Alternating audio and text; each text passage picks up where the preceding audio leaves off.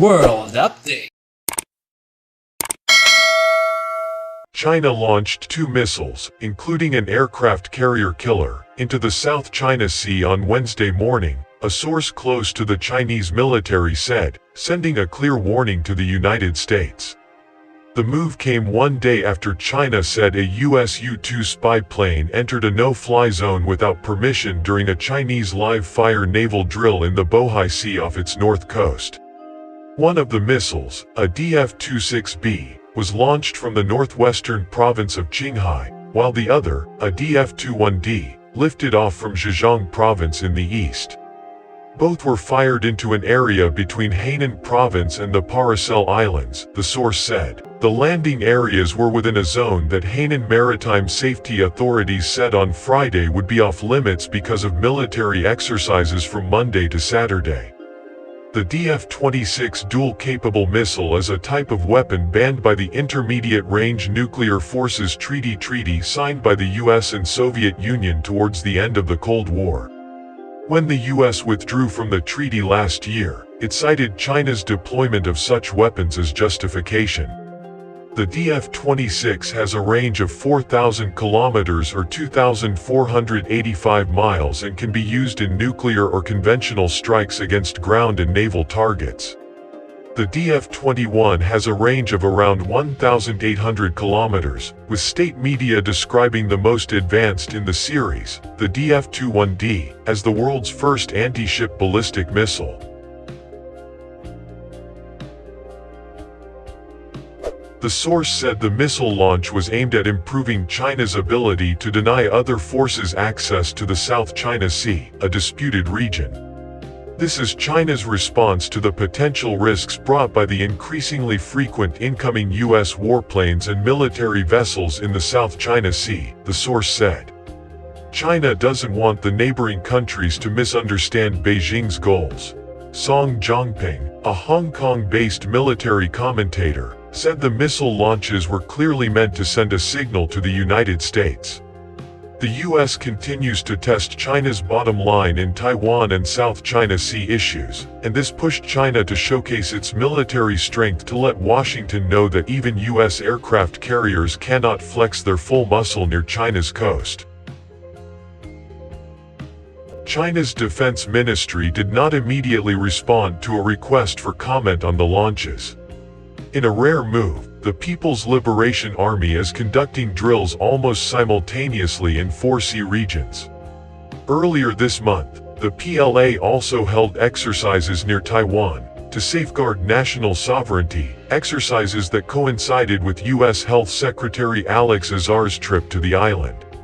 In July, the PLA conducted military exercises in the South China, East China and Yellow Seas, as 2 US aircraft carriers conducted tactical air defense exercises in the South China Sea, maneuvers the US said were in support of a free and open Indo-Pacific.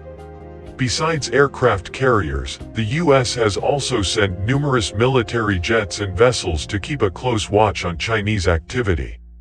The Chinese military drills have triggered unease among its neighbors. Vietnam asked China to cancel its Paracel Islands military drills, saying they violated Vietnam's sovereignty and were detrimental to China-ASEAN talks on a South China Sea Code of Conduct. Meanwhile, China launched 4 medium-range ballistic missiles into the South China Sea on Wednesday amid broader military exercises by the People's Liberation Army, according to a US defense official who asked not to be identified. The missiles landed in the sea in an area between Hainan Island and the Paracel Islands, the official said. The move came a day after Beijing protested a flyover by a US spy plane and the Trump administration strengthening action against companies that help set up outposts in the region. Separately on Wednesday, the US announced trade and visa restrictions on 24 companies for their efforts to help China reclaim and militarize disputed outposts in the contested maritime area, according to a statement from the US Department of Commerce. The United States, China's neighbors, and the international community have rebuked the CCP's sovereignty claims to the South China Sea and have condemned the building of artificial islands for the Chinese military, said Commerce Secretary Wilbur Ross, using an abbreviation for the Chinese Communist Party. The entities designated today have played a significant role in China's provocative construction of these artificial islands and must be held accountable. The escalating tensions come as the Trump administration is trying to push back against what the U.S. sees as an intensifying Chinese campaign to dominate the resource-rich South China Sea and smaller nations in the region.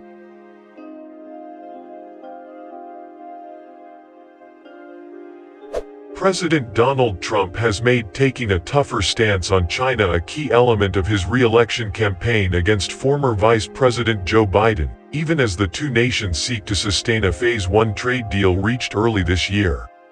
In a related statement, Secretary of State Michael Pompeo said the U.S. will begin imposing visa restrictions on People's Republic of China individuals responsible for, or complicit in, either the large-scale reclamation, construction, or militarization of South China Sea land. A senior State Department official, speaking to reporters on customary condition of anonymity Wednesday, said the visa restrictions were the mere start of what could be more U.S. action to punish China over its reclamation work in the South China Sea. The official encouraged other countries to take similar measures against the people who were targeted to make it even harder for them to conduct business abroad.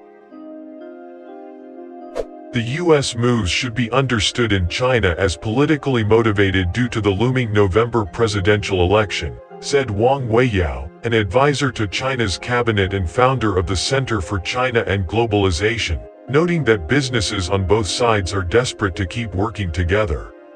China doesn't need to respond to that. Reversing a previous position, the administration last month for the first time explicitly rejected China's expansive maritime claims in the region, and it has pressed allies in the region to take a stronger stance. Earlier in the day, Vietnam called on China to cancel its drills this week near the Paracel Islands, saying they violated the country's sovereignty.